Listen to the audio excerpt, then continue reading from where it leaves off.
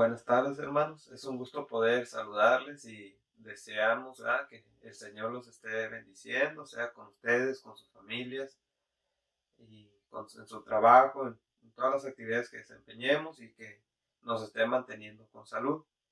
En esta tarde, pues a un servidor le toca exponer lo que es el resumen del libro de Primeros Escritos. Pero, ¿qué les parece si antes de iniciar, pues pedimos la presencia de nuestro Dios para que Él se manifieste a través de las palabras que Él nos quiere decir esta tarde? Ahí donde estamos, inclinemos nuestro rostro y oremos a nuestro Dios. Amantísimo Padre, que estás en el cielo, santificado sea tu nombre. Una vez más, Señor, a ti nos acercamos para pedirle tu Santo Espíritu y que este mensaje que tú tienes a través de este libro del Espíritu de Profecía, Señor, tenga algo para nosotros de manera personal y compartirlo con nuestros seres más cercanos o con cualquier persona, Señor, que desee aprender acerca de este mensaje, Señor. Seguimos pidiéndote por nuestras familias, los necesitados de nuestra iglesia, Señor. Nuestros enfermos, tú los conoces, tú sabes cuáles son sus problemas, Señor. También a nuestras familias de la iglesia y a nuestros amigos, Señor, que están empezando a vernos o que ya llevan un tiempo viéndonos, Señor, que tu Santo Espíritu toque sus corazones y decidan acercarse a tus caminos. Quédate con nosotros en esta tarde, Señor, en Jesús. Amén. Muy bien, hermanos, como les comenté ahorita, ¿no? Ahora tocan dos capítulos del libro de Primeros Escritos. Llevan por nombre Alianza entre la Iglesia y el Mundo, y el otro capítulo que vamos a ver lleva por título Guillermo Miller. Son capítulos cortos, pero con un gran mensaje que pues es de gran importancia, ¿no?, para nuestra comprensión acerca de lo que, de la situación esta, ¿no?, de a veces de convivir demasiado con aspectos doctrinales del mundo que no congenian con la palabra de Dios y la obra a través que Dios vio que estaba pasando en el mundo y que utilizó a este gran predicador Guillermo Miller para dar una nueva luz y una nueva esperanza, ¿no?, un nuevo mensaje para poder regresar a esa senda antigua, ¿no?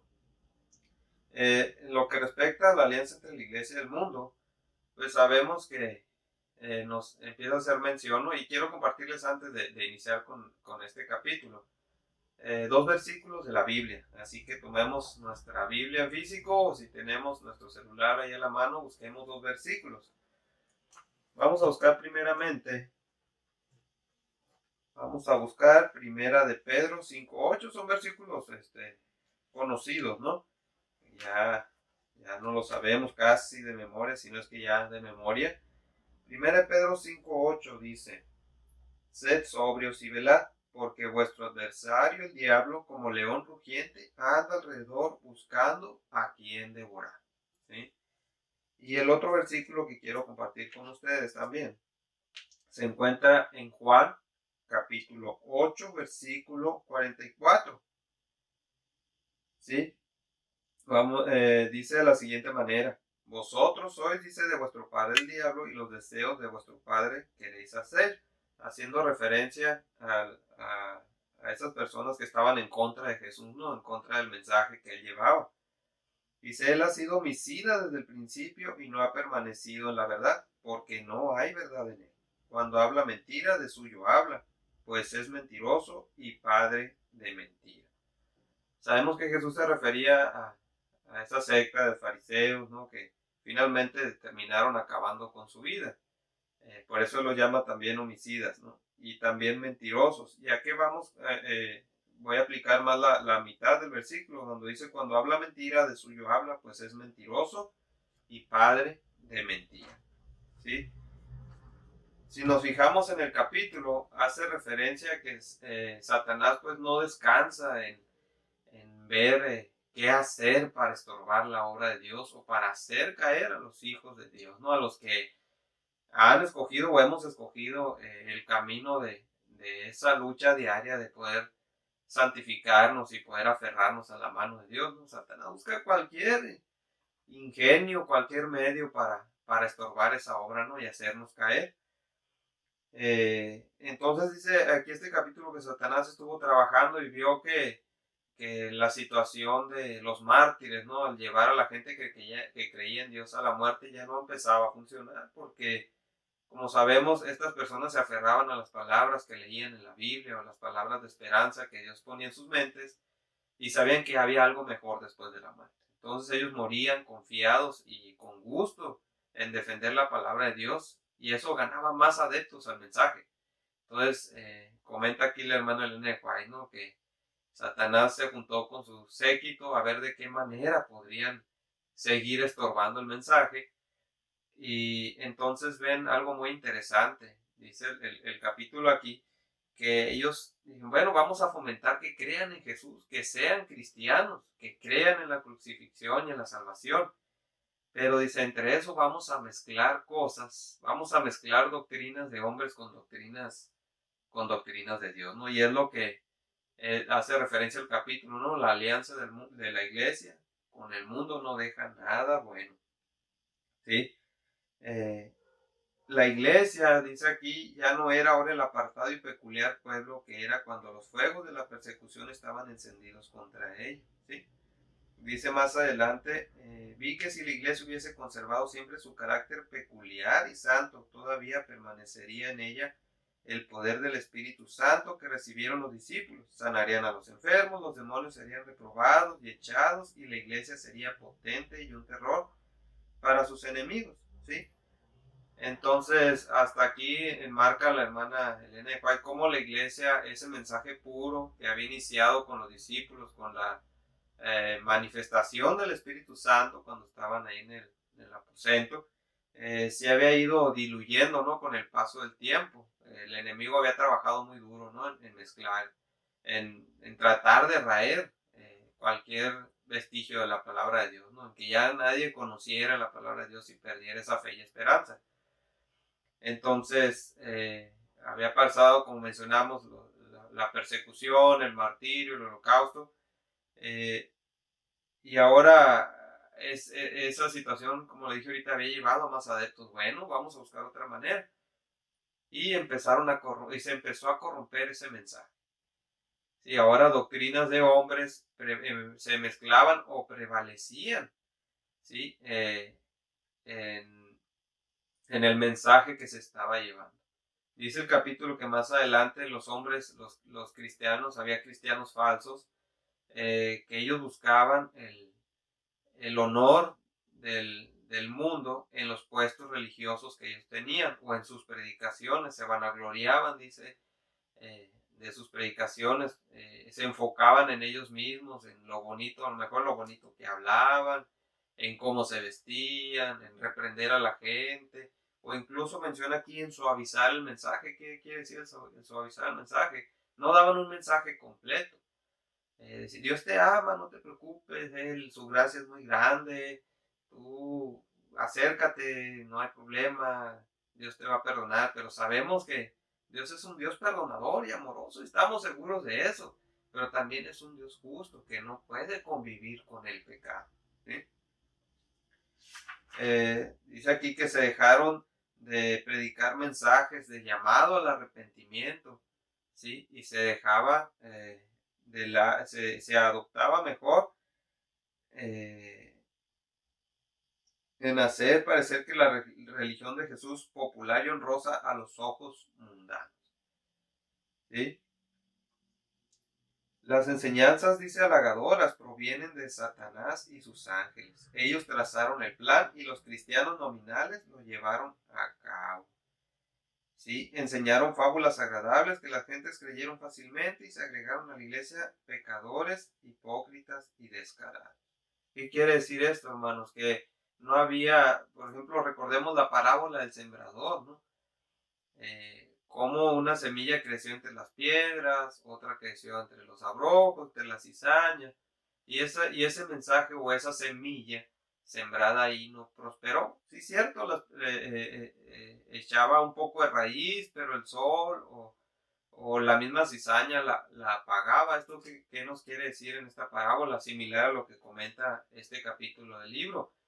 Que bueno, recibí el mensaje, pero mi relación con Cristo era superficial o incluso nula. sabemos que podemos profesar ser cristianos, ¿no? Pero ¿cómo somos en nuestra casa? ¿Cómo somos en nuestro vecindario? ¿Cómo somos en nuestro trabajo?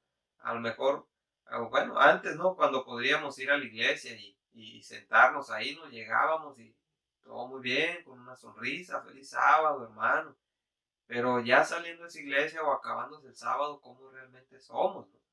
Y ahí entra la palabra que llamamos integridad, ¿no? Hacer las cosas aun cuando la gente no nos esté viendo, ¿no? Hacer las cosas bien, o ser uno mismo aun cuando la gente nos vea o no nos vea, ¿no? Eso es ser íntegro, ser único.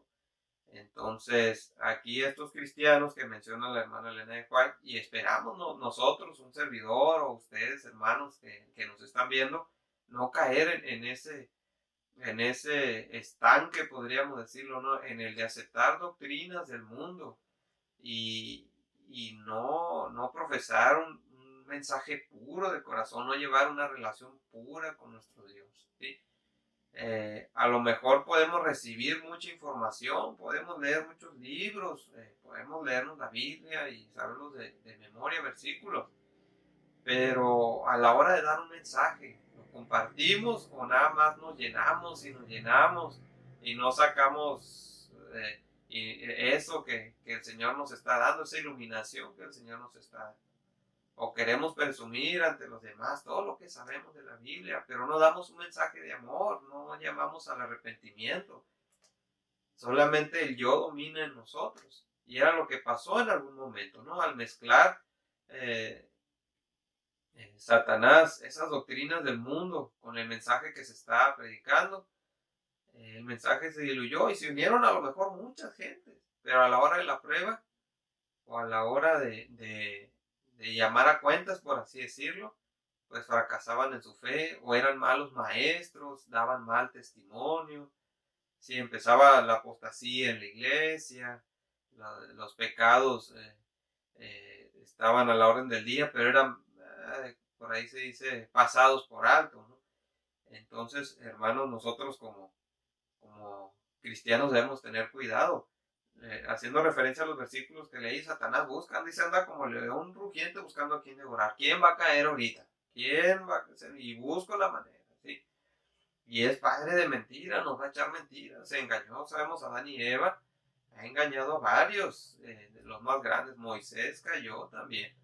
Sí, Aarón. Sabemos que el enemigo no descansa, somos humanos y vamos a fallar, pero debemos estar lo más aferrados posible a la palabra de Dios y a nuestro Dios.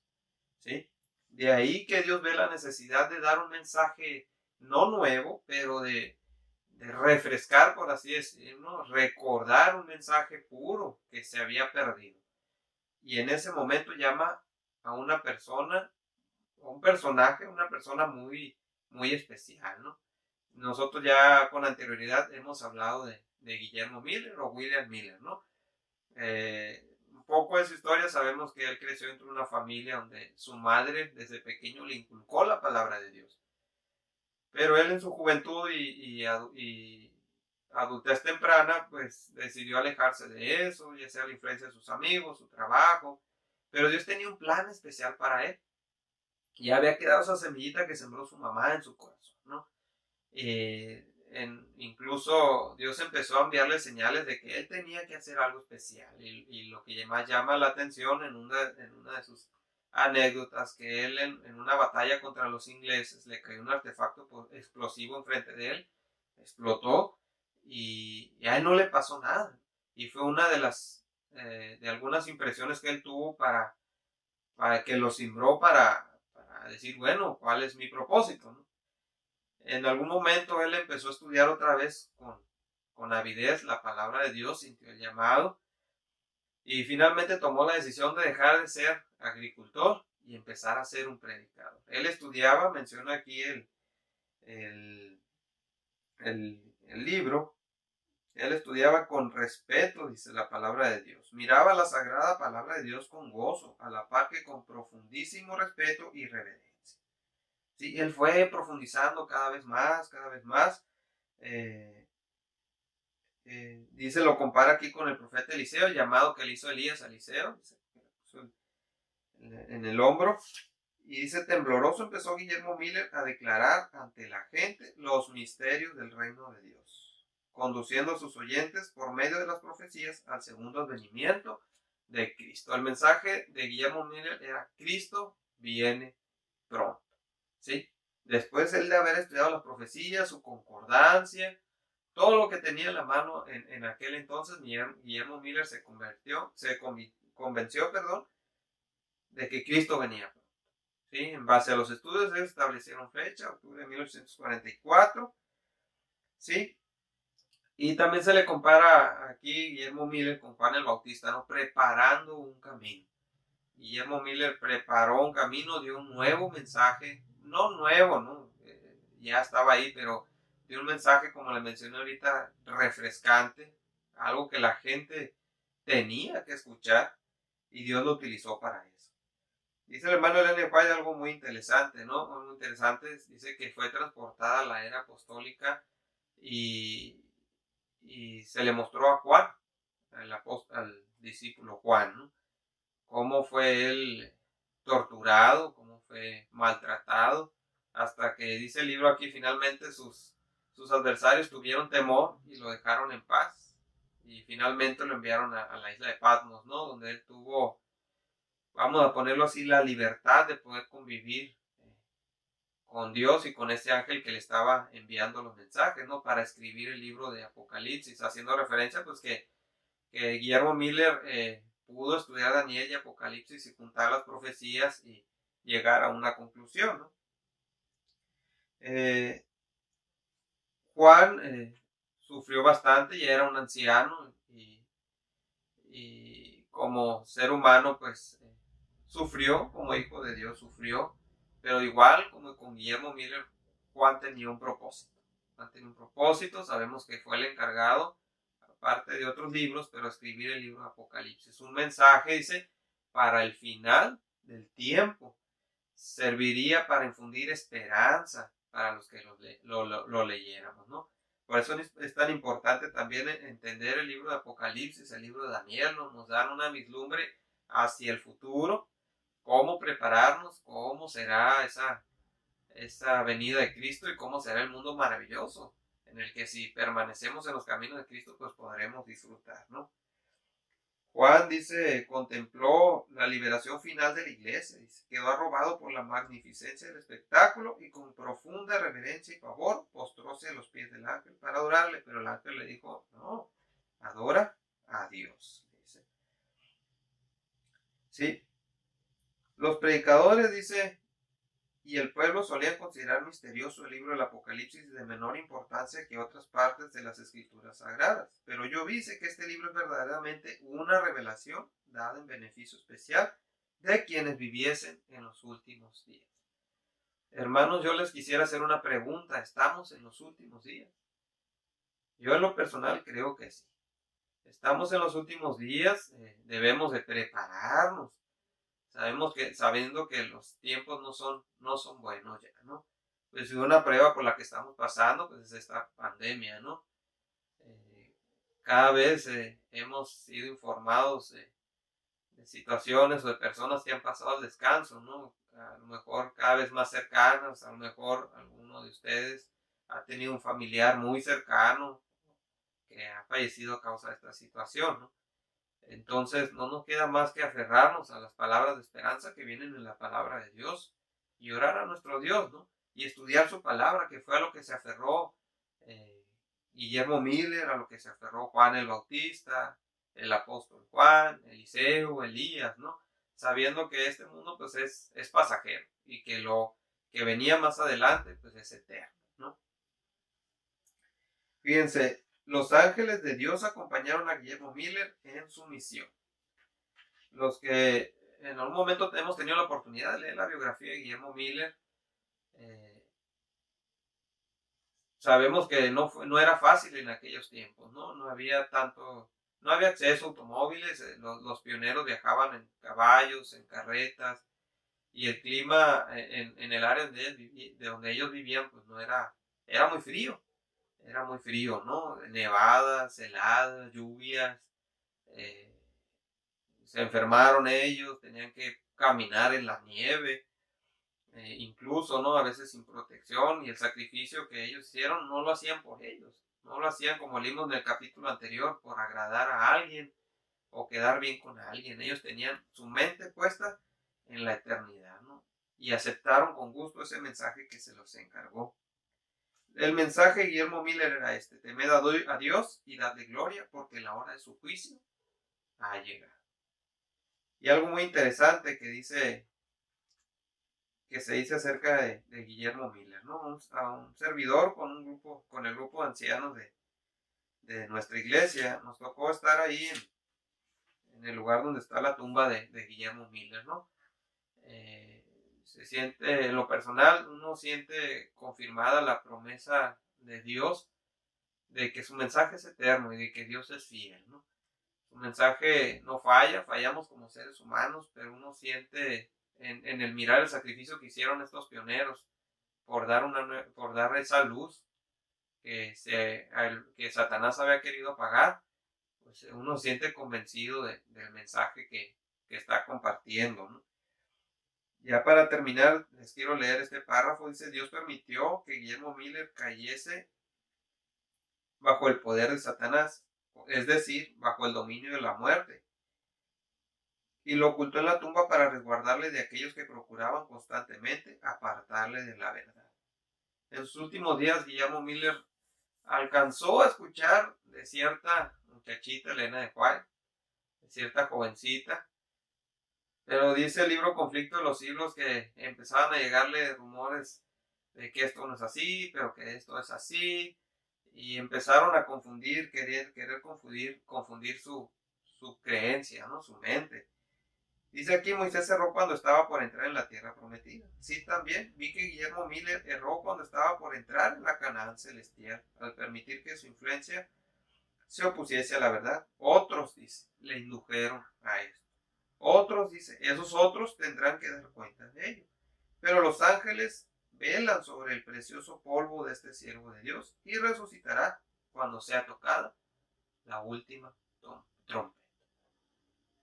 Hermanos, permitamos que Dios siga manteniendo en nuestro corazón ese mensaje puro, ese mensaje de un llamado a velar y un llamado a compartir ese mensaje con los demás. No nos quedemos con él, ni procuremos un halago personal. No dejemos que el mundo se mezcle con este mensaje que está aquí, con este mensaje puro que viene en la palabra de Dios. No dejemos que el mundo interfiera con eso.